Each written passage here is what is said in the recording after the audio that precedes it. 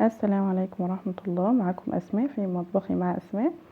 هنعمل مع بعض النهاردة وصفة سهلة جدا، بابا غنوج. من الوصفات الحلوة جدا، بيمشي مع المشويات، بيمشي مع الأكلات الشعبية، فهو حلو جدا. أنا هنا معايا فاتحة عين البوتاجاز وحاطة عليها الشياطة، وحطيت عليها البتنجان، حاطة 3 بتنجانات رومي زي ما انتم شايفين كده. وببدأ ان انا بقلبهم كده على كل ناحية شوية لحد لما تضطر معايا، وببدأ اغرس فيها الشوكة، بختبرها ان هي بقت كويسة معايا. اول ما تبدأ الشوكة تدخل معاكي بسهولة في البتنجانة، يبقى كده خلاص هي بقت ايه، مستوية وبقت زي الزبدة من جوه. زي ما انتم شايفين كده معايا بتطلع فقاعات مية من جوه كده. تمام.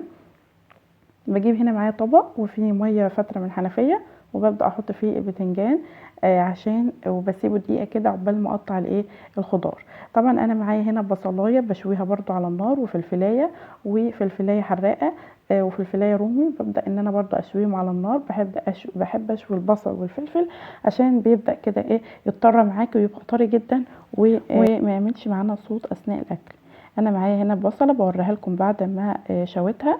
زي ما انتم شايفين كده معايا هي طريه جدا، والفلفل الرومي برضو والفلفل الحراق شويته معايا، بس التوم هو اللي ما شويتوش عشان تبقى نكهته ايه، زي ما هي. طيب هبدا بقى اقطع البصل مكعبات صغيره. طبعا احنا ممكن نفرمه في الكبه، بس انا بفضل ان احنا نقطعه. سلطه بابا غنوج من الوصفات اللي ما بتحبش ان احنا ندخل فيها ولا خلاط ولا كبه. لا، اهرسي البتنجان بشوكه، وقطعي كل حاجه انت بتضيفيها فيها بالسكينه، لان بتبقى طعمها مختلف جدا. تمام. وبيبقى طعمها احلى جدا من ان احنا نضربها في كبه او في خلاط او الكلام ده كله. طيب نيجي هنا بقى الفلفل الرومي، ببدأ برضو اقطعه معايا كده الاول بالطول بالشرايح، وببدأ اقطعه ايه، حتت صغيرة زي الايه، البصل بالظبط.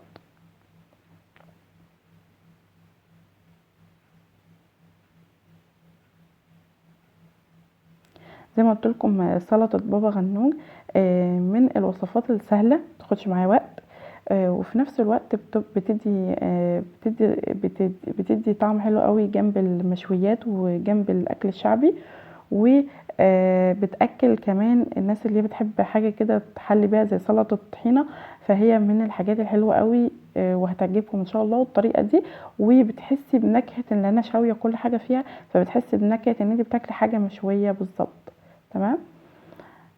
فهي بتبقى حلوه قوي الطريقه دي جنب اي حاجه مشويه. طيب نيجي بقى هنا بعد ما قطعت الخضار زي ما انتم شايفين معايا، هبدا ان انا سبت البدنجان دقيقه كده في الميه، وهبدا ان انا اقشره معايا. زي ما انتم شايفين كده القشره بتطلع معايا بكل سهوله.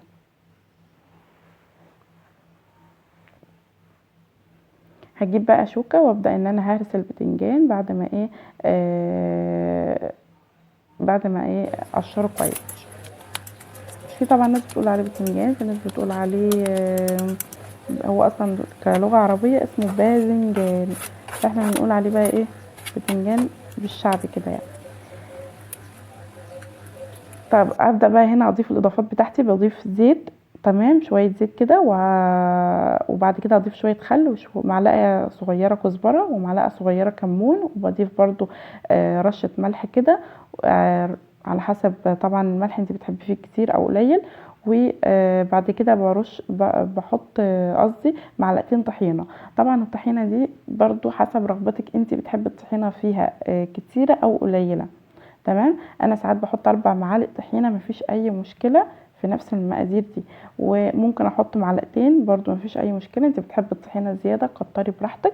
تمام. بتحبي الفلفل كمان زياده كتري برضو براحتك، ممكن فلفلتين رومي، فدي حاجه طبعا حسب الرغبه. اخر حاجه بقى بعد ما عملت التتبيله كلها والملح مع بعضيه وقلبتهم كويس، ببدا اعصر الايه، الليمون. تمام. هي الليمونه دي بتبقى معاكي حوالي معلقه ليمونه كبيره، معلقه ليمون كبيره. يبقى هقول لكم الاضافات اللي انا ضفتها تاني: زيت وخل وكمون وكزبره ومعلقه صغيره من الفلفل الاسود، يعني ربع معلقه صغيره، وحطيت ليمونه وملح طبعا حسب الرغبه. وطبعا ما ننساش الطحينه.